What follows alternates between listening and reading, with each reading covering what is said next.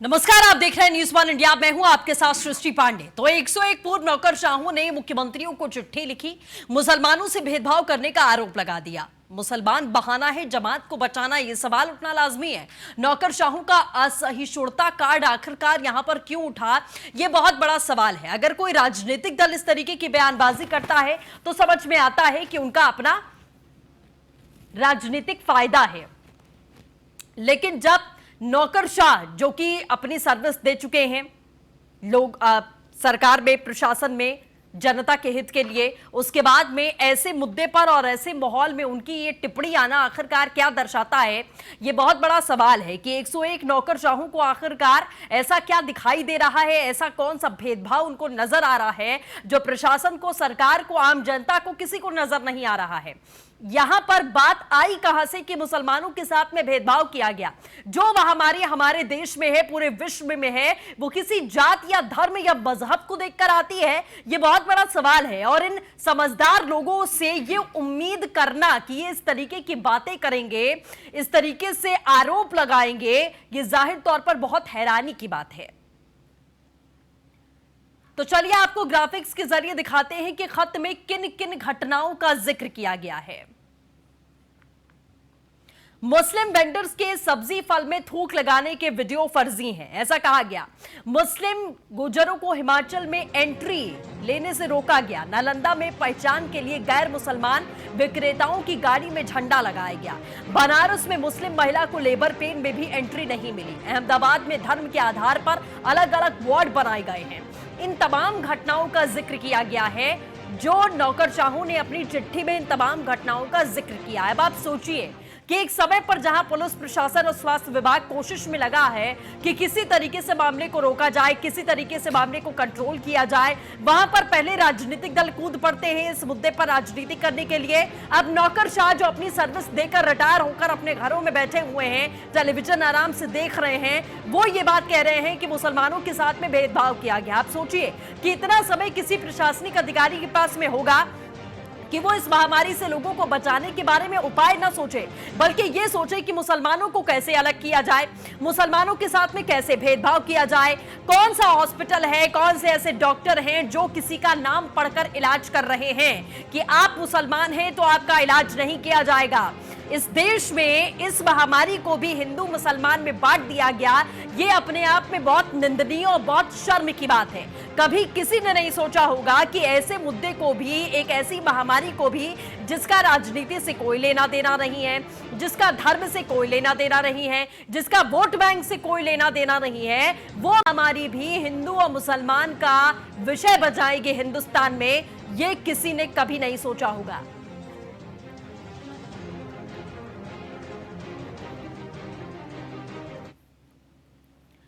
चलिए, तो ये बहुत बड़ा सवाल है कि वो कौन से डॉक्टर हैं, वो कौन से पुलिस कर्मचारी हैं जो नाम देख देख कर, पूछ पूछ कर कि भाई आप हिंदू हैं और आप मुसलमान हैं तो आपका इलाज होगा, तो आप सब्जी लगा पाएंगे, तभी आपको खाना मिलेगा, तभी आपके घर राशन पहुंचेगा।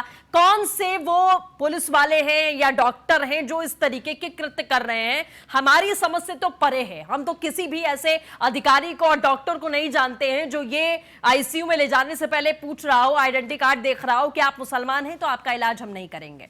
हमारे साथ में चौधरी नवाब सिंह जी जुड़ चुके हैं, बीजेपी से जुड़े हुए हैं। चौधरी साहब, देखिए, हम लोग लगातार चर्चा करते हैं, लगातार इस बात का जिक्र करते हैं कि पूरी दुनिया एक महामारी से लड़ रही है, किसी तरीके से उसका कोई एंटीटोड बनाया जाए, कोई इलाज हो, कोई वैक्सीन हो और हम अपनी जनता को बचा सकें, पूरी दुनिया को बचा सकें, क्योंकि कहीं पर भी वैक्सीन बनेगा तो फायदा सबको ही होगा।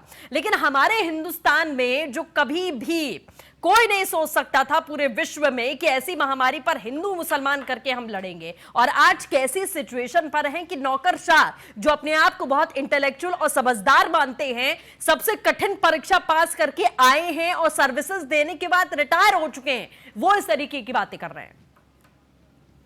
देखिए सृष्टि जी, मैं पहले तो आपके चैनल को आपको बधाई देता हूं जो आप इस महायुद्ध में, कोरोना जैसे महायुद्ध के अंदर आप अपनी जान को जोखिम में डालकर ये खबरें इतना जोर से चला रहे हैं, पब्लिक को बचाने का मैसेज दे रहे हैं। दूसरी बात रही जो आपके जो बता रहे हैं आईएएस अधिकारी हैं, ये हमारे उत्तर प्रदेश का बड़ा दुर्भाग्य है कि इस तरीके की ये जो बातें करने लगे हैं लोग बाग, ये कोरोना जैसी महामारी ये अछूती महामारी है, इससे कोई नहीं बचेगा। ये जाति धर्म हिंदू मुस्लिम किसी को नहीं देखती है। और ये बिल्कुल हमारे डॉक्टर से ही, चाहे पुलिस वाले से ही, कोई भी सही, आज वो किसी को ये नहीं देख रहे कि भाई ये मुस्लिम है कि हिंदू, वो सबका डॉक्टर हमारे सबका इलाज कर रहे हैं, सबको देख रहे हैं।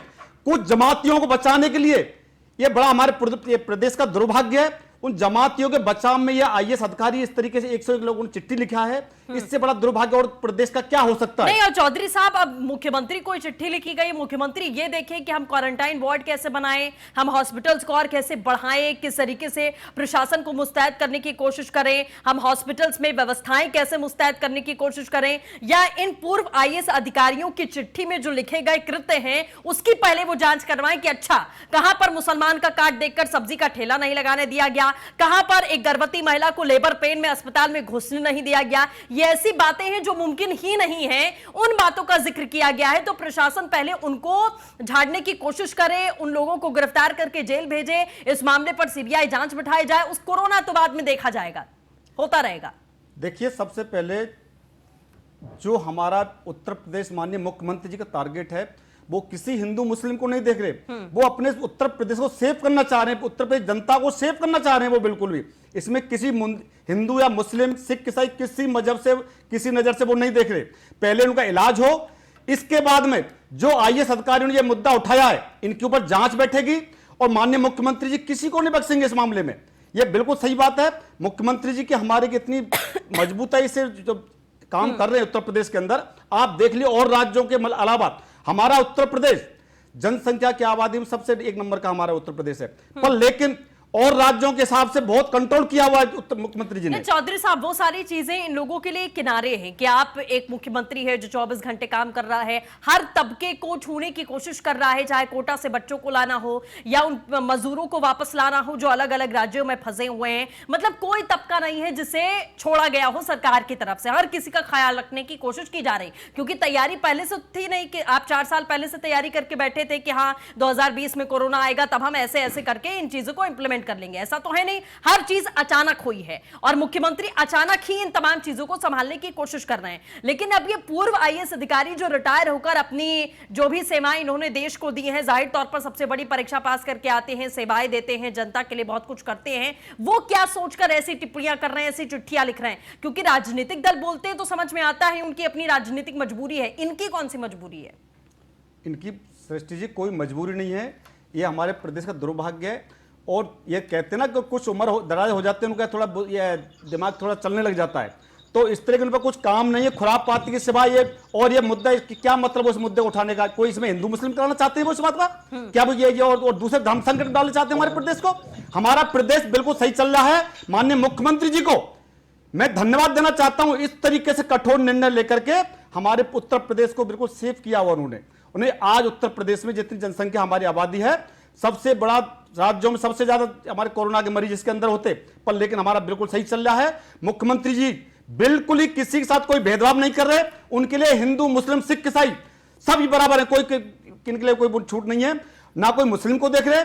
कुछ जमातियां हमारे हैं भाई जो इसको फैलाने की कोशिश किया है, उन पर भी कंट्रोल किया हुआ है, उनको बुलाया जा रहा है, पर लेकिन हमारे देश का दुर्भाग्य यह है हमारे आईएएस अधिकारी उन्होंने यह मुद्दा तो नहीं उठाया कभी कि हमारे पुलिस वालों पर पत्थर क्यों फेंका जा रहा है, हमारे डॉक्टरों में क्यों पत्थर फेंके जा रहे हैं, जो अपनी जान पर खेल करके हमारी जनता के सेवा में लगे हुए हैं, उनके ऊपर पत्थर फेंके जा रहे हैं। सफाई वाले हमारे होते हैं बेचारे, मैं इनको सलाम करता हूं, पुलिस वालों को, सफाई वालों को, डॉक्टरों को, जो अपनी जान को जोखिम में डालकर 24 घंटा अपनी सेवा दे रहे हैं, अपने परिवार की तरफ नहीं देख रहे। वो 24 घंटे हो जाते, 36 घंटे हो जाते हैं, घर की तरफ देखिए उनको, पर लेकिन उनके ऊपर पत्थर फेंका जा रहा है, लाठी फेंकी जा रही है, लाठी चलाई जा रही है। अरे शर्म करो थोड़ी बहुत, अगर देश के कुछ इंसानियत, देश के तुम्हारे प्रति इंसानियत है तो थोड़ा सा शर्म करिए, इनके ऊपर थोड़ा रहम कीजिए। बिल्कुल। चलिए, हमारे साथ में सूर्य कुमार शुक्ला जी जुड़ चुके हैं और मनोज तिवारी जी कांग्रेस पार्टी से हमारे साथ मौजूद हैं। सूर्य कुमार जी का सबसे पहले मैं रुख करना चाहूंगी, रिटायर्ड आईपीएस हैं, अपनी सेवाएं दे चुके हैं, रिटायर्ड हो चुके हैं। सूर्य कुमार जी, आपका स्वागत है न्यूज वन इंडिया पर। सर, आपको मालूम होगा कि 101 पूर्व अफसरों ने ये चिट्ठी लिखी है कि मुसलमानों के साथ में भेदभाव किया गया है अभी के माहौल में। सबसे पहले आपका क्या स्पष्टीकरण है इस बात पर, आपकी क्या राय है इस बात पर कि क्या उन्होंने अपनी चिट्ठी में जो लिखा है वो सही है, वो जायज है? दो बात है। जी। नंबर एक बात सृष्टि जी, इस समय सबसे बड़ी प्राथमिकता है कि देश स्तर पर कोरोना की लड़ाई, कोरोना के विरुद्ध लड़ाई पूरी मजबूती से लड़ी जाए, पहला बिंदु।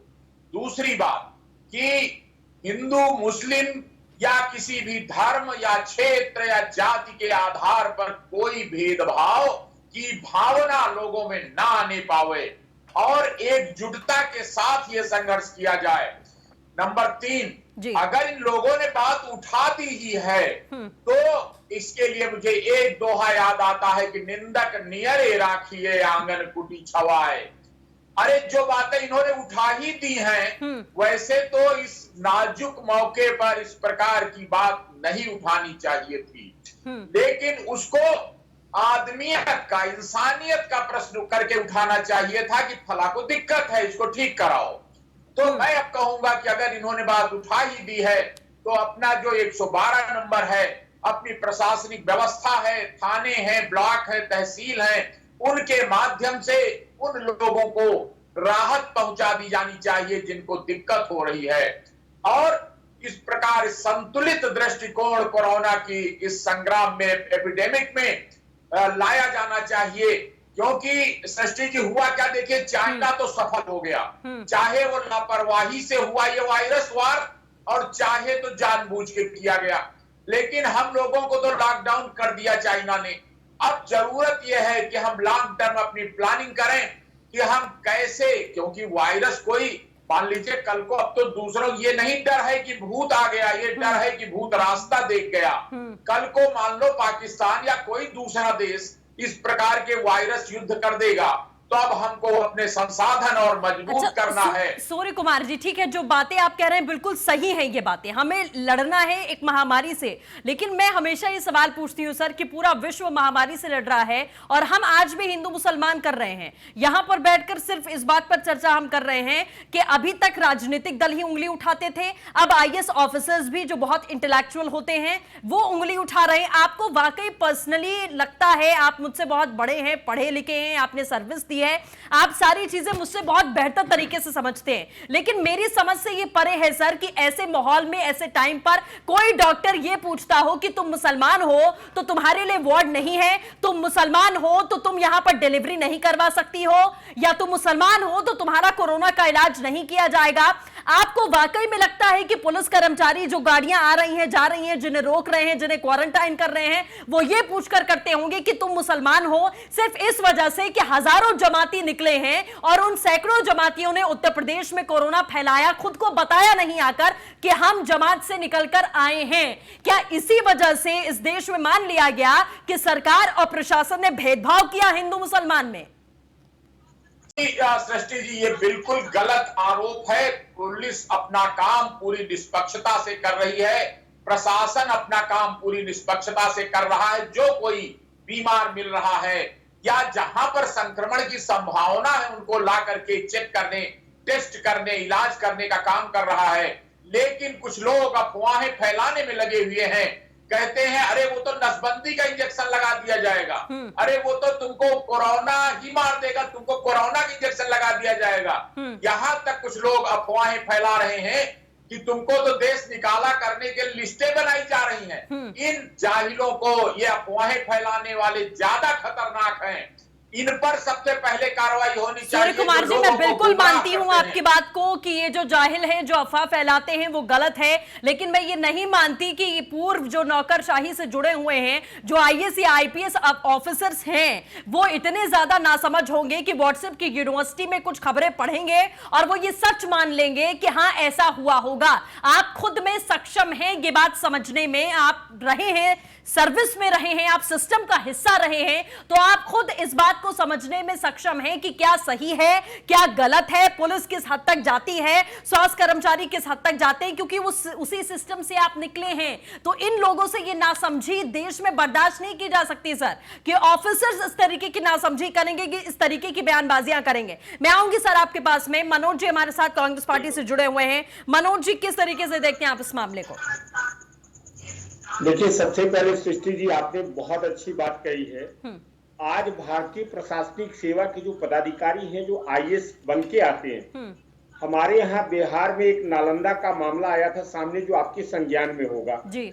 इसके अलावा देश के कई अन्य जगहों पर इस तरीके की जो व्यवस्था, जो प्रशासनिक पदाधिकारियों के द्वारा जो टिप्पणियां की गई हैं, वो कहीं से भी देश हित में नहीं है। आज परिस्थिति जो है वो कोरोना संक्रमण से लड़ने की है, और इस मामले को लेकर अगर उसका सांप्रदायिकरण रंग दिया जाएगा तो हम कोरोना के संक्रमण को रोक नहीं पाएंगे हिंदुस्तान में। बिल्कुल। इसलिए मैं एक बात कहना चाहता हूं कि देखिए, जो भी लोग बुद्धिजीवी लोग हैं, ये खासकर जिम्मेवारी इस देश के प्रशासनिक पदाधिकारियों की ज्यादा बनती है, जो तमाम बुद्धिजीवी हैं उनकी बनती है। इन परिस्थितियों में हम बिल्कुल निश्चित रूप से कांग्रेस के राजनीतिक दल के कार्यकर्ता हैं, कांग्रेस भी ये कह रही है हर राजनीतिक दलों को एक साथ एकजुटता के साथ इस देश की सरकार को हर हालत में कोरोना संक्रमण के लड़ाई में उनका साथ देना चाहिए, एक साथ एकजुट होकर लड़ना चाहिए, तभी हम भारत से कोरोना के संक्रमण को रोक पाएंगे। बिल्कुल चौधरी साहब, देखिए जिस तरीके से बार बार ये कहा जा रहा है, बार बार समझाया जा रहा है, अब लोग बोले मुसलमानों की बात हो रही है, हिंदुओं की बात हो रही है, अब आप किसी एरिया में जाते हैं कि आप भाई साहब चलिए आपको क्वारंटाइन करना है, आपका इलाज करना है, और पुलिस वालों को, डॉक्टरों को पत्थर से मार दिया जाता है, उसके बाद आप खुद ही विक्टिम बन जाते हैं कि हम लोगों के ऊपर प्रताड़ना हो रही है, हम लोगों को झेलना पड़ रहा है। मतलब वो पुलिस वाले और डॉक्टर, इनकी कोई जिंदगी नहीं है, इनका कोई परिवार नहीं है जो जान पर खेलकर आपको बचाने की कोशिश कर रहे हैं, और फिर आप विक्टिम बन जाते हैं कि हमें पकड़ने आए थे, हमें जेल में डालने आए थे, हमें क्वारंटाइन करने आए थे। कैसे लड़ेंगे आप इस सोच से? देखिए सृष्टि जी, ये बड़ा दुर्भाग्य हमारे देश का, जो हमारे डॉक्टर हैं, पुलिसकर्मी हैं, नर्स स्टाफ है, सफाई वाले हैं, स्वास्थ्य कर्मचारी हैं, जो अपनी जान पर खेल करके हमारे देश की सुरक्षा में लगे हुए हैं, पर लेकिन कुछ हमारे बीच में कुछ ऐसे लोग हैं जो भड़काने की कोशिश कर रहे हैं। पर लेकिन हमारा उत्तर प्रदेश, हमारा देश कभी भड़काए में नहीं आएगा।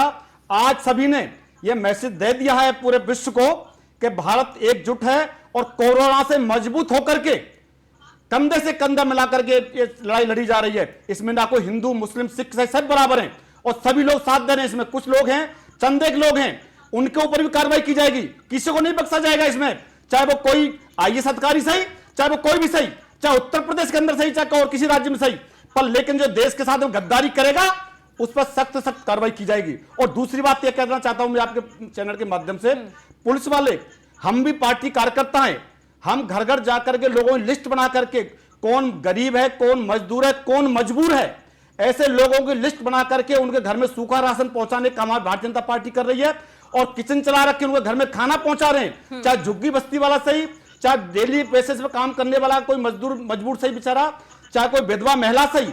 आज उत्तर प्रदेश नोएडा के अंदर माननीय सांसद डॉक्टर महेश शर्मा जी ने एक किचन चला रखा है, डॉक्टर अपने विधायक पंकज सिंह जी हैं, उन्होंने एक किचन चला रखा है। कोई भी उनका ये संकल्प है, कोई भी हमारे गौतम बुद्ध नगर के अंदर, उत्तर प्रदेश के अंदर कोई भी भूखा कोई नहीं सोएगा जिससे कोई परेशान होगा। और साथ में जो कोई सूखा गीला राशन नहीं लेना चाहता है, हम उससे घर जाकर सूची बनाकर बाकायदा हम उसे घर पर उसका मोबाइल नंबर लेकर घर पर फोन करते हैं, उसी घर को देखते क्या स्थिति में, उसे घर पर सूखा राशन छोड़ते हैं जिस राशि जरूरत होती है। पर लेकिन कुछ लोग हैं, हमारे मुख्यमंत्री जी बहुत ही सराहनीय कार्य कर रहे हैं, मैं सलाम करता हूं, धन्यवाद देता हूं प्रधानमंत्री जी को, मुख्यमंत्री जी को, जिस तरीके से उन्होंने एक स्टेप कदम लिया है कोरोना के ऊपर। नहीं, आज हमारा भारत एक नंबर पर होता, जिस तरीके की स्थिति खराब हो जाती है अगर टाइम से कोरोना के ऊपर स्टेप नहीं लेते। ठीक है मनोज जी। सृष्टि जी, सबसे पहले मैं चौधरी साहब को सुन रहा था, मुझे लगता है भारतीय जनता पार्टी के प्रवक्ता होने के नाते वो दलीय एजेंडा बोल रहे हैं। मैंने कल भी आपके चैनल के माध्यम से बोला था कि देखिए, आज जो परिस्थितियां हैं लॉकडाउन में, सरकार को सबसे पहले कोरोना संक्रमण को कम करने की खातिर जांच की प्रक्रिया को त्वरित करना होगा। मैं बिहार की बात कर रहा हूं, चूंकि मैं यहां पर हूं, मैं यहाँ के स्थानीय, यहाँ घूम रहा हूं, यहाँ की परिस्थितियों से आपको अवगत कराना चाहता हूं। किसी भी प्राथमिक स्वास्थ्य केंद्र पर सरकार के द्वारा जांच की कोई व्यवस्था नहीं है। इसका नतीजा ये हो रहा है कि जो लोग पंचायत में घूमकर एएनएम के द्वारा एक सूची तैयार की जा रही है और लोगों से ये पूछा जा रहा है, देखिए कितना बड़ा हास्यास्पद मामला है कि इतने बड़े संक्रमण को लेकर के बगैर किसी जांच किट के, बगैर किसी मास्क के, बगैर किसी तैयारी के एक महज खाका तैयार किया जा रहा है और कहा जा रहा है आप बताइए आपकी तबीयत कैसी है। आप ये बताइए सृष्टि जी, किस घर में जाकर के जिसको ये जानकारी नहीं है कि मैं कोरोना से संक्रमित हूं या नहीं हूं, कौन कहेगा कि मैं कोरोना से संक्रमित हूं, और वो कह दिया जाता है कि जी नहीं जी मुझे कोई बीमारी नहीं है, और ये लिख लिया जाता है। इसी को आधार बनाकर सरकार गलत डाटा पेश कर रही है। ये देश के साथ और किसी भी राज्य के रहने वाली जनता के साथ बहुत ही बड़ा घातक कदम है। इसलिए इस पर सरकार को विचार करना चाहिए। सृष्टि जी, मैं बार बार आपका अभिवादन करता हूं, आपके चैनल का अभिवादन करता हूं कि आप लोग इस मामले को उठाइए, और मैं भाजपा के प्रवक्ता से कहना चाहता हूं, क्योंकि आप सरकार में हैं, सवाल सरकार से किया जाएगा। आपको ये निश्चित रूप से इस बात का संज्ञान लेना चाहिए। मनोज जी, दिक्कत क्या है, देखिए अब ऐसे मुद्दों पर बात हो तो समझ में आता है। देखिए ऐसे मुद्दों पर बात हो, कंसर्न हो तो समझ में आता है। बिल्कुल सही बात है आपकी कि अगर आप वहां पर हैं और वहां की ऐसी परिस्थिति है तो आपको पूरा अधिकार है बोलने का और यहां पर नवाब साहब से सवाल पूछने का। लेकिन दिक्कत क्या है कि हम लोग अभी हिंदू मुसलमान से उबर नहीं पा रहे हैं। बार बार हिंदू मुसलमान हिंदू मुसलमान हिंदू मुसलमान ही होता जा रहा है कि मुसलमानों को प्रताड़ित किया जा रहा है ना। तो हम लोग उन चीजों से ऊपर उठ ही नहीं पा रहे हैं। हालांकि आपके सवाल का जवाब नवाब साहब देंगे। नवाब साहब आप जवाब दीजिए, आपने सुना। देखिए, मैं कांग्रेस के प्रवक्ता मनोज तिवारी से मैं निवेदन करूंगा। तिवारी जी, ये आपको पता है कि सरकारें किस तरीके से काम कर रही है, पर लेकिन कुछ लोग जब तक कोऑपरेट नहीं करेंगे एक दूसरे को, जब तक सरकार के कितना वो करेगी। ये तो आप लोगों को कोऑपरेट करना चाहिए कि भाई मेरे एक तकलीफ है, उनको फोन करना चाहिए, मुझे ये तकलीफ है, मेरी जांच कराई जाए।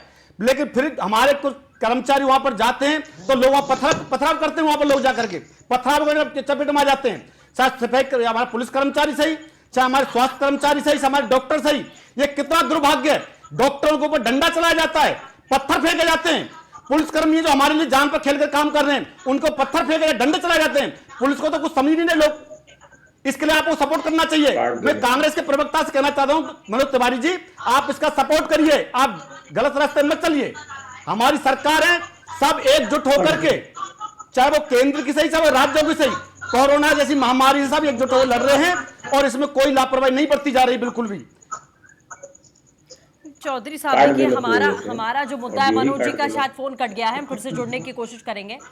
हमारा जो मुद्दा ये है कि रिटायरमेंट हो गया, एक्सटेंशन आपको हो गया, आप किसी प्रकार की आपको चिंता नहीं है कि हमें और काम करना है, अभी हमें सिस्टम में रहना है। लेकिन क्या इन लोगों को, इन पूर्व नौकरशाहों को ये भी समझ में नहीं आया कि जैसे वो कार्य करके जा चुके हैं वैसे ही और तमाम IAS PCS ऑफिसर्स हैं जो दिन रात 24 घंटे काम कर रहे हैं, वो भी अपनी जान को जोखिम में डालकर अपनी जिम्मेदारी को निभा रहे हैं। क्या उनको ये भी समझ में नहीं आया कि वो DM या फिर वो SSP या फिर वो IPS ऑफिसर या IAS ऑफिसर जो लगातार काम कर रहे हैं, ऐसे समय पर जूझ रहे हैं, अपने जिले की जनता को समझाने की, प्रोटेक्ट करने की, दिन हो रात हो कोशिश कर रहे हैं, क्या उनको उन पर भी भरोसा नहीं है जो आपके ही तरीके से सिस्टम में कार्य कर रहे हैं कि वो भी लोग हिंदू मुसलमान में भेदभाव कर रहे होंगे? एक जिलाधिकारी या फिर एक कमिश्नर या फिर एक SSP अपनी कुर्सी पर बैठकर, अपने ओहदे पर बैठकर ये आइडेंटिफाई कर रहा होगा कि ये मुसलमान है और ये हिंदू है, तो इनका इलाज कराना है तो नहीं कराना है, तो इनको राशन देना है तो इनको राशन नहीं देना है। क्या उन्हें अपने ही सिस्टम पर, जिस सिस्टम से निकल कर गए हैं, उस पर भी कोई भरोसा नहीं है? नवाब साहब, देखिए सृष्टि जी, ये बड़ा दुर्भाग्य हमारा, जो हमारे कुछ IAS अधिकारी हैं, IPS अधिकारी हैं जो रिटायरमेंट हैं, उनको तो सपोर्ट करना चाहिए, पर लेकिन वो गलत रास्ते पब्लिक को भड़काने की कोशिश कर रहे हैं। पर उनके ऊपर जांच होगी, इसमें किसी को नहीं बख्शा जाएगा। और ये इनको सपोर्ट करके ये दिखाना चाहते हैं कि ये हिंदू मुस्लिम हो रहा है, ये केवल हिंदू मुस्लिम के मुद्दे पर उनको भड़काना चाहते हैं। जी हाँ, तो आप पूर्व नौकरशाहों को याद आ चुकी है कि किस तरीके से हिंदू और मुसलमानों में भेदभाव किया जा रहा है, मुसलमानों को प्रताड़ित किया जा रहा है। अभी तक इस रेस में राजनीतिक दल ही शामिल थे कि कोरोना महामारी से हमको नहीं लड़ना है, अभी हमें वैक्सीन नहीं बनाना है, हमें टेस्ट लैब्स नहीं बनाना है, बल्कि पुलिस प्रशासन को इस काम में लगाना है कि आप पहले इन मामलों का जांच करिए, उसके बाद में देखेंगे। बीमारी तो बीमारी है, आती जाती रहती, क्या फर्क पड़ता है? वही यहां पर भी देखा जा रहा है। तमाम खास मेहमान लगातार हमारे साथ में बने हुए हैं। सूर्य कुमार जी, जो सवाल मैंने नवाब साहब से पूछा था, मैं वही आपसे समझना समझना चाहती हूँ सर कि इतने पढ़े लिखे होकर, इतने इंटेलेक्चुअल होकर, इतनी सेवाएं देने के बाद भी जो सिस्टम में आपके ही लोग हैं, आईएएस पीसीएस अधिकारी हैं जो काम कर रहे हैं 24 घंटे अपना घर परिवार छोड़कर प्रशासन के लिए, अपनी जनता के लिए, अपने जिले के लोगों के लिए लगातार वो काम कर रहे हैं, क्या वो ये भेदभाव करके काम कर रहे होंगे कि अच्छा राशन की सूची बनी है, जो मुसलमान है उनको अलग कर लो, पहले हिंदुओं को दे दो, मुसलमानों को ना दो? और दो बात है सृष्टि जी। नंबर एक तो इस प्रकार का भेदभाव प्रशासन पुलिस नहीं करता है। हाँ। कि किसको राशन मिलना है, किसको, वो सबको दिया जाता है। और नंबर दो बात, इससे बहुत चिंतित होने की बात भी नहीं है। हो सकता है कि कहीं व्यक्तिगत स्तर पर ऐसी घटना हो जाए, लेकिन वो सार्वभौम सिद्धांत तो वो नहीं है। अब इधर हुआ क्या कि ये जमातियों ने जिस प्रकार से कोरोना को फैलाया, चाहे वो अज्ञानता में फैलाया, चाहे वो अपनी मूर्खता में फैलाया, बहरहाल उससे बड़ा नुकसान हुआ कोरोना के विरुद्ध देश की लड़ाई को। लेकिन अब इस बात को ये भी समझना उचित नहीं है कि सारे मुसलमान इसको वो खराब हैं और वो सारे कोरोना फैला रहे हैं, और वो कहना उचित भी नहीं है, क्योंकि इस समय देश को हिंदू मुस्लिम इस प्रकार के भेदभाव की जरूरत नहीं है। सूर्य कुमार जी, किसी ने कहा ही नहीं ऐसा, आपने सुना कहीं पर भी कि किसी ने कहा हुआ ऐसा कि सारे मुसलमान ऐसे हैं? किसी ने भी नहीं कहा। जो तमाम पुलिस वाले हैं वो सारे हिंदू नहीं होंगे सर, उसमें बहुत सारे मुसलमान हैं, बहुत सारे सिख हैं, बहुत सारे अलग अलग धर्म के लोग हैं। जो डीएम है हर जिले के सर, वो जरूरी नहीं कि सारे जिलों के डीएम उत्तर प्रदेश में हिंदू है, खाली बहुत सारे मुसलमान डीएम हैं जो काम कर रहे हैं, जो देश की सेवा कर रहे हैं। तो किसी ने ऐसा कहा ही नहीं कि सारे मुसलमान इसके लिए जिम्मेदार हैं। लेकिन जमातियों ने, जो लोग अपने घरों में छुपे रहे, जो निकल कर नहीं आए, जो नर्सेस के सामने नंगे घूम रहे थे, जो पुलिस वालों को पत्थर मार रहे थे, क्या उनको सजा देना गलत है? उनको पकड़ना गलत है? उनके ऊपर उंगली उठाना गलत है? जो खाकी के रंग को लाल कर दिए खून से, क्या उनके ऊपर कार्रवाई करना गलत है? ये दो कारण हुए। सोशल मीडिया में विशेष रूप से ये फेसबुक में, व्हाट्सएप में, इंस्टाग्राम में कुछ लोगों ने जमाती शब्द सुन करके मुस्लिम विरोधी टिप्पणियां लिखी। उसका दुष्प्रभाव ये पड़ा कि तमाम लोगों के मन में ये हिंदू मुस्लिम की भावना आई, जबकि धारा 153A भारतीय दंड विधान के अनुसार ये दंडनीय अपराध है कि ये सांप्रदायिक भावना फैलाना, लोगों में भेदभाव पैदा करना, ये कानूनन जुर्म है और इस पर कार्रवाई होती है, होना भी चाहिए, क्योंकि ये ज्यादा बड़ा जुर्म है। बजाय एक आदमी कोई गलत काम करे उसके बजाय कुमार जी, सर मैं एक सवाल पूछना चाहती हूँ, मुझे माफ कीजिएगा मैं आपको रोक रही हूँ। मैं एक सवाल आपसे पूछना चाहती हूँ सर, व्हाट्सएप, इंस्टाग्राम, फेसबुक, ये सारे प्लेटफॉर्म पर बहुत सारी फेक खबरें आती हैं, बहुत सारे लोग बहुत कुछ लिखते हैं, लेकिन मतलब ये 101 जो आईएएस ऑफिसर्स हैं जिन्होंने ये चिट्ठी लिखी है, क्या आप ये पर्सनली मान सकते हैं, आप खुद इसी प्रोफेशन से जुड़े हुए हैं, आप ये मान सकते हैं कि व्हाट्सएप, फेसबुक, इन सारी चीजों को देखकर और पढ़कर इन्होंने मान लिया हो कि वाकई में ऐसा हुआ होगा, बिना किसी जांच के, बिना किसी सबूत के, बिना किसी अधिकारी के कहे हुए, मुख्यमंत्री के कहे हुए, पुलिस वाले के कहे हुए कि हम ये अपराध कर रहे हैं, हम ये भेदभाव कर रहे हैं? आपने व्हाट्सएप यूनिवर्सिटी पर खबर पढ़ी और आपने समझ लिया और आप 101 लोग चिट्ठी लेकर पहुंच गए। और दो कारण और हुए इसके। एक कारण हुआ कि अगर कोई पुलिस वाला हिंदू को रोक करके लौटाता है, चालान करता है, तो वो नहीं सोचता। लेकिन अगर संयोग से कोई मुसलमान आ गया तो उसके मन में हो सकता है ये भावना है, अरे मैं मुसलमान हूं इसलिए मैं चालान कर रहे हैं। हम लोगों को जरूरत है कि इनको भी समझाना है कि इसलिए नहीं हो रहा चालान कि तुम मुसलमान हो। कुमार जी, यही तो प्रॉब्लम है, ये बहुत विषम परिस्थिति है हम लोगों के लिए कि हम लोग कोरोना से नहीं लड़ रहे, हम लोग अब ये समझाने से लड़ रहे हैं कि भैया सबका चालान काटा जा रहा है, हिंदू का भी, मुसलमान का भी। जो बाहर निकलेगा, जो उल्लंघन करेगा, उसका धर्म नहीं देखा जाएगा, उसका चालान काटा जाएगा, क्योंकि आपकी जिंदगी महफूज रखनी है, आपको जिंदा रखना है देश में हमें। इसलिए तो हमारे देश में दिक्कत यह है कि हम कोरोना को नहीं हम खत्म करने की कोशिश कर रहे हैं, हम समझाने में अभी लगे हुए हैं कि भाई समझ जाओ, हाथ जोड़ रहे हैं, पैर जोड़ रहे हैं, आरती उतार रहे हैं, लेकिन नहीं समझ में आ रहा। मैं आऊंगी सर इसी पर। मतीन खान साहब मुस्लिम स्कॉलर हमारे साथ में जुड़ चुके हैं, मुस्लिम लीग के अध्यक्ष हैं। मतीन साहब, आपका बहुत स्वागत है न्यूज़ वन इंडिया पर। सर, मैं आपसे पूछना चाहती हूँ कि आप भी मार्केट जाते होंगे सर, सब्जी वब्जी खरीदने, दवाई वाई खरीदने, या कभी भगवान ना करे इमरजेंसी पड़े, दवाई वाई लेने जाना पड़े, लेकिन सब्जी राशन पानी लेने तो आप जरूर जाते होंगे सर। घर का खर्चा जाहिर तौर पर चलाना है, खाना पीना भी खाना है, जरूरतें पूरी करनी है। तो क्या आपको कहीं किसी राशन की दुकान पर या किसी पुलिस वाले ने आपसे कहा कि आप मुसलमान हैं, हम आपको खाना नहीं देंगे, हम आपको राशन नहीं देंगे? क्या कभी ऐसी सिचुएशन का आपको सामना करना पड़ा लॉकडाउन में? देखिए, ये एक महामारी है।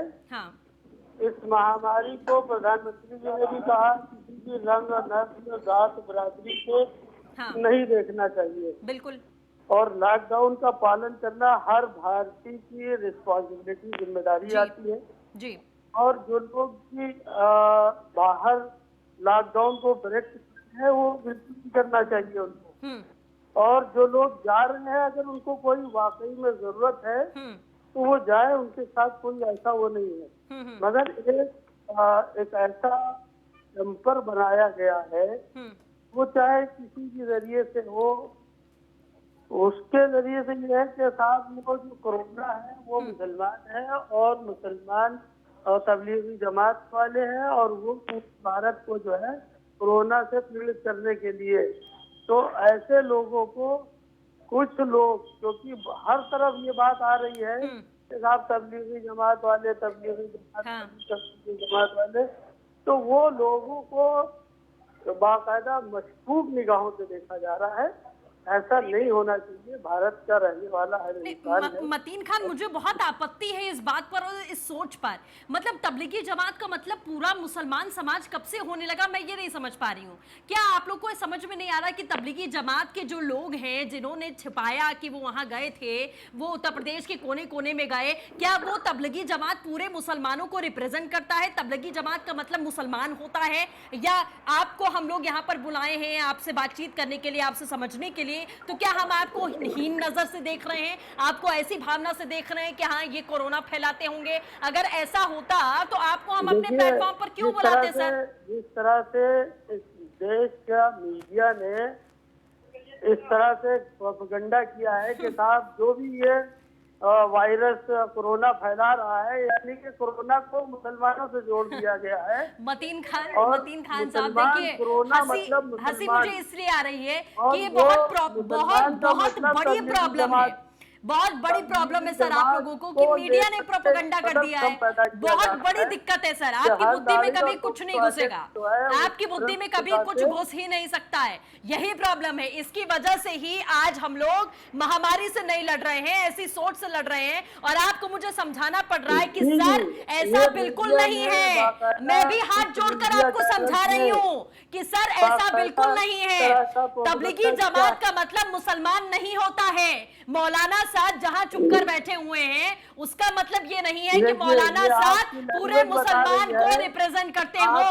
आप लोगों ने कभी अपनी जबान से ये कहा, आपने कभी ये कबूल किया कि इन लोगों ने गलत किया, इन लोगों ने गलत किया, इन जमातियों ने गलत किया? मुझे यहाँ पर आपको आपके साथ संघर्ष करना पड़ रहा है, आपको समझाना पड़ रहा है कि मतीन खान साहब पढ़े लिखे हैं आप। तबलीगी जमात का मतलब तबलीगी जमात इक्वल टू मुस्लिम समाज नहीं होता है। ये अपने दिमाग में बिठा लीजिए सर, ये अपने दिमाग में आप बिठा लेंगे, ये अपने दिमाग में आप बिठा लेंगे तो आप ऐसी बातें बिल्कुल नहीं करेंगे कि तबलीगी जमात का मतलब मुसलमान नहीं है।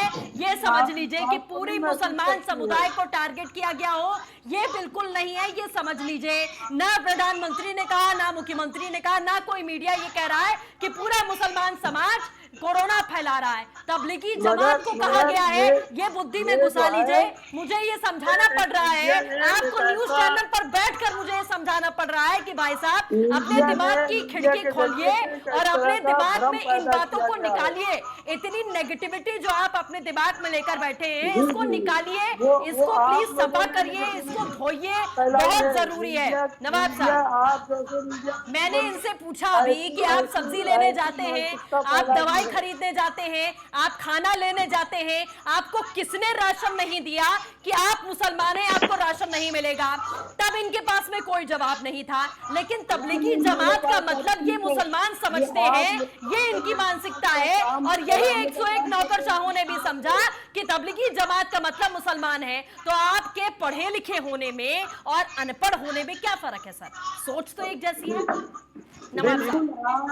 मतीन खान साहब, मैं आऊंगी आपके पास में, अभी आपसे सवाल नहीं किया मैंने। आवाज डाउन करिए मतीन खान साहब की, बोलिए आप सर। मतीन खान साहब, आप पढ़े लिखे आदमी हैं, आपने कोई जमातियों को ठेका नहीं ले रखा है, आप ठेकेदार नहीं है। अगर उन्होंने गलती किया तो आप उनको समझाइए कि भाई आपको ये तकलीफ है, आपकी तबीयत खराब है, आपको कोरोना है तो आप चेक कराइए। क्यों नहीं उनको मैसेज देते हो आप लोग इस बात का? आप उनका उल्टा सपोर्ट कर रहे हो इस बात में। ये हिंदुस्तान है, पहले हिंदुस्तान, इसके बाद जाति धर्म है हमारा। अगर हमारा मजहब जब ही बचेगा जब हमारा हिंदुस्तान बचेगा। आप इस बात को सोचिए कि आप कहां पर जा रहे हैं। आप जमातियों का ठेका मत लिए, जमातियों गलत रास्ते मत लिए, उनको सपोर्ट मत करिए गलत। आप उनको समझाइए। पुलिस जो हमारी काम कर रही है, आपकी सेवा के लिए, सुरक्षा के लिए काम कर रही है, जमातियों पकड़ने जाते हैं, आप लोग उन्हें पत्थर बरसाते हो। बड़ा दुर्भाग्य हमारे देश का। हमारे डॉक्टर जाते, डॉक्टरों को डंडा चलाते हैं। ये कौन सा तुम्हारा कानून नहीं है? जमायत मतीन खान साहब, आप लोगों को समझाइए। मैं आपसे निवेदन कर रहा हूं, आप हमारे भाई हो, पर लेकिन आप समझाने काम नहीं, आप उनको भड़काने काम कर रहे हो। आपको किसने, आप कभी पुलिस वाले ने कहीं रोका कि भाई आप मुस्लिम में आपको दवाई नहीं मिलेगी या आप यहां से नहीं निकल के जाओगे, आप अपने ये दिखाइए वो दिखाइए। पुलिस वाले, डॉक्टर सबका इलाज कर रहे हैं, उनके लिए सब भारतीय एक हैं। पर लेकिन आपके कुछ लोग हैं जो उनके दिमाग में कीड़ा भरा, कचरा भरा हुआ है। उस कचरे से पूरे देश में महामारी फैली जा रही है। आप समझने की कोशिश करिए, आप लोग मैसेज दीजिए। आप क्यों नहीं मैसेज देते बात का? आपकी जैसी मानसिकता ने देश को तबाह और मतीन साहब, आपकी मानसिकता बहुत खराब है। आप सोच रहे हैं इस बात को। पूरा देश महामारी में घुसा दिया आप लोगों ने। कुछ जमातियां हैं, कुछ जमातियां, पूरे मुसलमान भाइयों का आप ठेका नहीं ले सकते हो। आप पूरे मुसलमान भाई ठेका नहीं ले सकते हो। कुछ जमातियां हैं जो गद्दारी कर रहे थे इसके अंदर। मानसिकता के लोगों ने देखिए, आपकी मानसिकता से और आपकी टिप्पणियों से कोई फर्क नहीं पड़ने वाला। माननीय प्रधानमंत्री जाएगा, कुछ बदल नहीं जाएगा। लेकिन मैं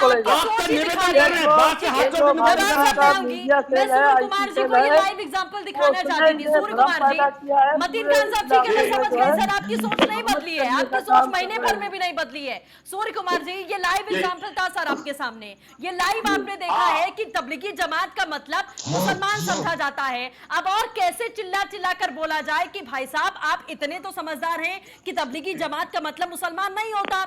ऐसे समय पर आप ऐसा मतलब, ऐसा प्रोपेगेंडा कैसे क्रिएट कर सकते हैं कि आप तबलीगी जमातियों ने अगर सर कुछ किया है तो वही तो बोला जाएगा ना सूर्य कुमार जी, ये तो नहीं बोला जाएगा। वो लोगों ने लगातार बोलते रहेंगे प्लीज। हाँ बोलिए सूर्य कुमार जी। आपके सामने ही ये द्वंद्व टकरा गया कि दोनों लोग एक दूसरे को कहने लगे कि आपकी मानसिकता खराब है, उन्होंने कहा आपकी मानसिकता खराब है। यही कारण है कि जब ज्यादा लोग इस तरह की बातें करने लगेंगे और इस प्रकार के संदेश पा करके, वो जो IAS अधिकारियों की या जो रिटायर्ड अधिकारियों की आपने बात की है, वो भी इसी समाज के अंग हैं। और मुझे बड़ा अफसोस के साथ कहना पड़ रहा है कि राजनीतिक आधार पर भेदभाव और धार्मिक आधार पर भेदभाव इतना कभी नहीं बढ़ जाना चाहिए कि देश के सारी इंसानियत पर और देश की एकता अखंडता में कोई समस्या पैदा हो। लेकिन मैं कहता हूं कि अपने प्रधानमंत्री जी कहा करते हैं कि चुनौतियों को भी अवसर के रूप में देखना चाहिए।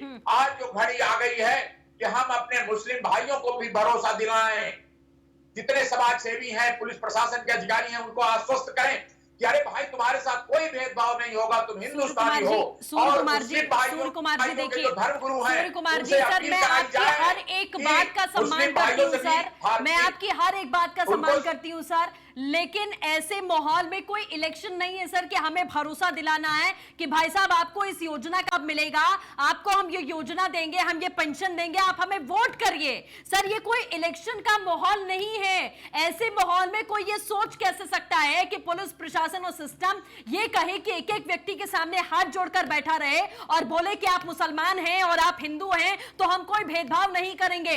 कौन सा डॉक्टर है, कोई एक नाम बता दे जिसने कहा हो कि हम तुम्हारा इलाज नहीं करेंगे। करेंगे, डॉक्टरों को के नहीं ऊपर होता। थूका तक गया है सर। लेकिन ऐसी सिचुएशन में क्या इतनी बुद्धि काम नहीं करती है कि आपको क्वारंटाइन करने के लिए हम लेने गए हैं, पुलिस वाले और डॉक्टर हैं, क्वारंटाइन करने के लिए हम लेने गए हैं कि आपको चलिए आपका इलाज कराते हैं, आपका टेस्ट करते हैं, आप खुद नहीं बता रहे तो आप पत्थर से मारकर घायल कर देते हैं और जान से मारने की कोशिश करते हैं, जिसमें महिलाएं और बच्चे भी शामिल होते हैं। तो आप क्या उम्मीद करते हैं कि पुलिस और डॉक्टर जो अपनी जान जोखिम में डालकर अपने परिवार को अपने पीछे रोता हुआ छोड़कर, क्या उनके बच्चों को नींद आ जाती होगी? जो डॉक्टर दिन रात काम कर रहे हैं, उनके मां बाप को चिंता नहीं होती होगी? वो छोड़कर इन तमाम लोगों के सामने हाथ जोड़कर बैठ जाए कि भाई साहब आप मुसलमान हैं तो क्या हुआ, आप हिंदू हैं तो क्या हुआ, हम आपका इलाज करेंगे, या एक बैनर पोस्टर लगाकर अपनी शक्ल पर घूमे? हम ये उम्मीद कैसे कर सकते हैं सर ऐसी महामारी के माहौल में? ये जो सृष्टि जी आप कह रही हैं, उसी बात के संदर्भ में कहूंगा कि मुस्लिम मौलाना मौलवी सबको ये अपील करनी चाहिए कि मुस्लिम भाई सब तुम्हारे साथ कोई भेदभाव नहीं होगा, कोई दिक्कत हो तुम भी 112 नंबर मिलाओ, पब्लिक की तरफ से बताओ प्रशासन को कोई कठिनाई हो, लेकिन अपने को अलग मत महसूस करो।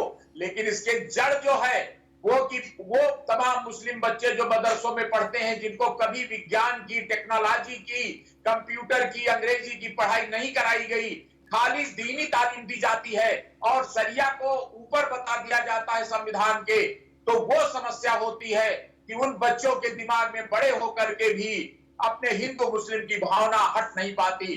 इसलिए जड़ में जाना होगा कि इन मदरसों, स्कूलों में भी विज्ञान, टेक्नोलॉजी और कंप्यूटर, इंग्लिश सबकी सेकुलर पढ़ाई करानी होगी, तब हमें देश के लिए अच्छे नागरिक मिलेंगे और इस प्रकार की सोच खत्म होगी कि जो केवल अपने धर्म के अर्थ में सोचे, धर्म से आगे देश को नहीं जान पा रहे।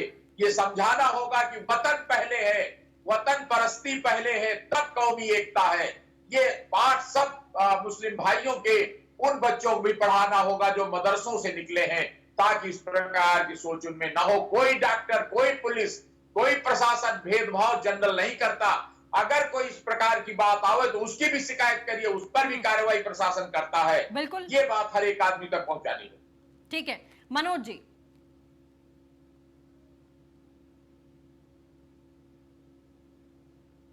कोरोना संक्रमण जो है, आज परिस्थितियां बहुत ज्यादा बद से बदतर होने वाली है, जैसा कि WHO का रिपोर्ट भी आपने देखा होगा। सवाल ये है कि अगर इस व्यवस्था से निजात, इस आपदा से निजात पानी है, तो इस देश के तमाम लोग जो अपने आप को राष्ट्रीयता की दुहाई देते हैं, जो अपने आप को भारतीय कहते हैं, उनको हर व्यक्ति का ये दायित्व बनता है, फर्ज बनता है कि निश्चित रूप से इस संक्रमण को खत्म करने के लिए इन सारी चीजों से ऊपर उठते हुए सरकार को सकारात्मक सहयोग देने की आवश्यकता है।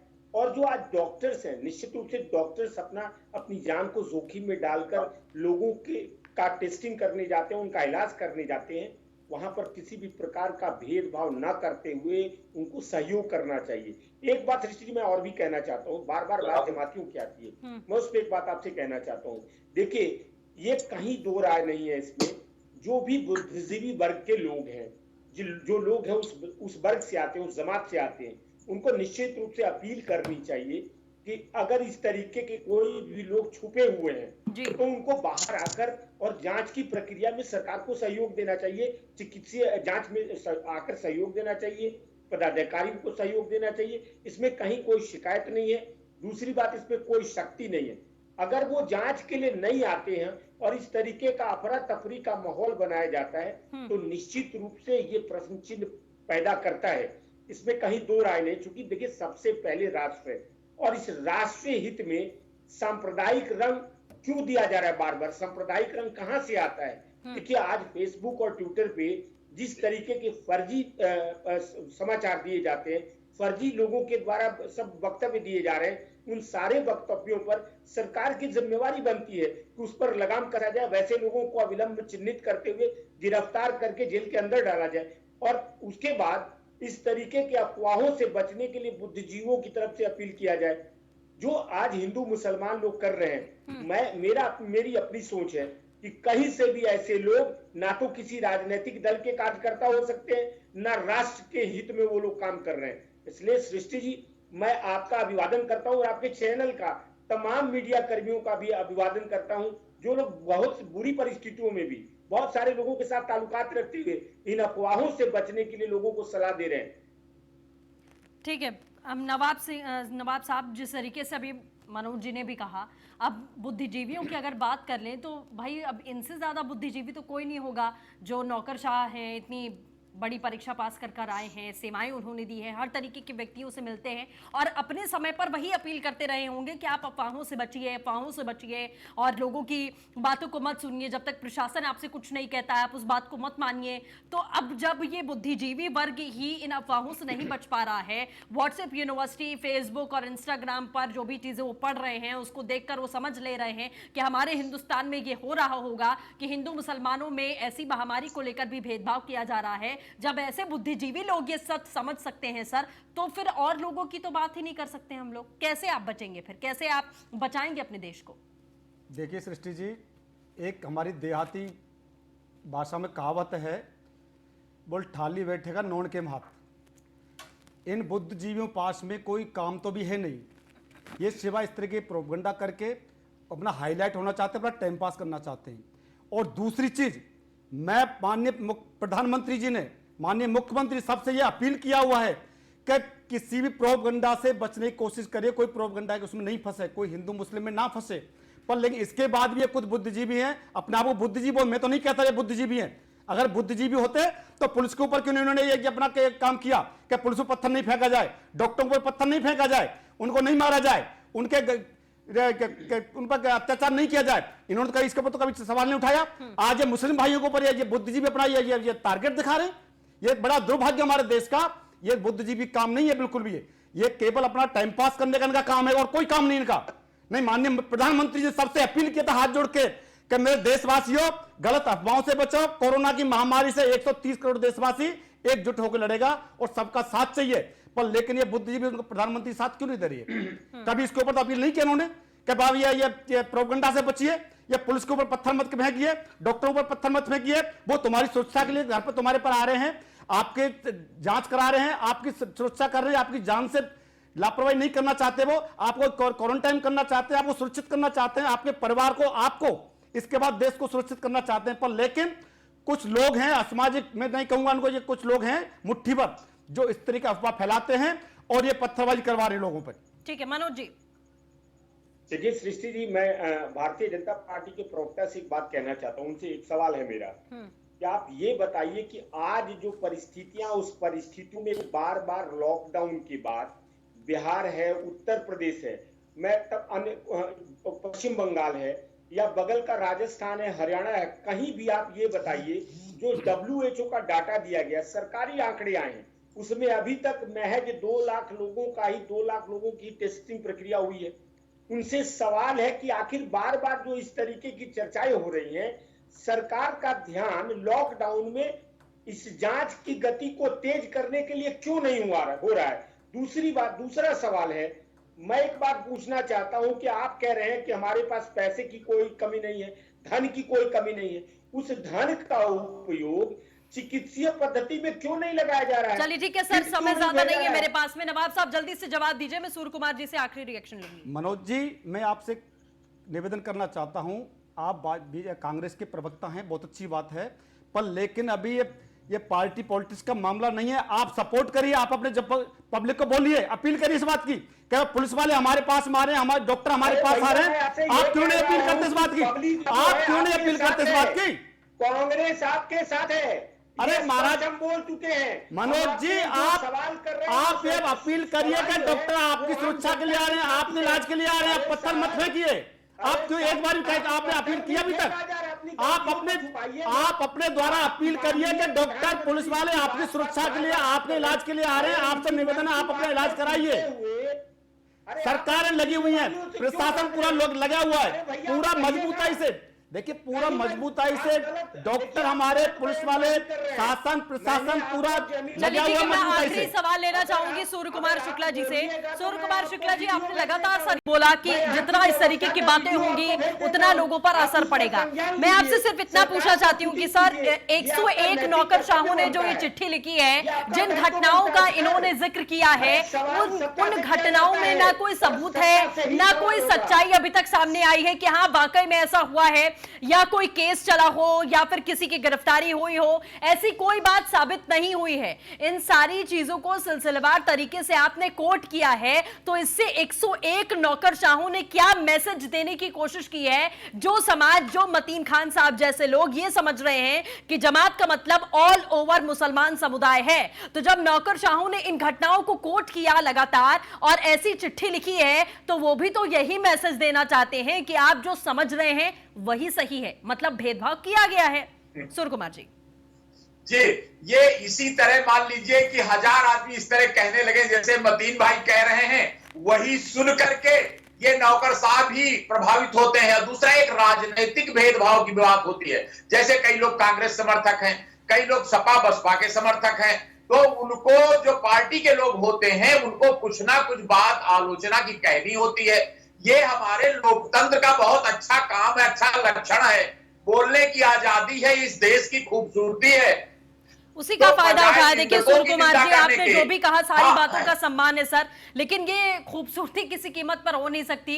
किसी भी कीमत पर ये राजनीतिक स्टंट होना नहीं चाहिए। ऐसे माहौल में राजनीतिक दल अगर बोलते हैं, अगर मनोज जी बोलेंगे तो मैं मान लेती कि चलिए ठीक है, राजनीतिक द्वेष है, होना चाहिए, होता भी है, होता आया है हमेशा, कैसी भी सिचुएशन हो। लेकिन नौकरशाहों से ये उम्मीद कभी नहीं की जाएगी कि आप राजनीतिक भाषा बोलेंगे। अब उसके पीछे आपका क्या फायदा है, ये किसी को नहीं पता। चलिए सर, मेरे पास समय इतना ही था। आप सभी खास मेहमानों को हमारे साथ जुड़ने के लिए बहुत बहुत शुक्रिया।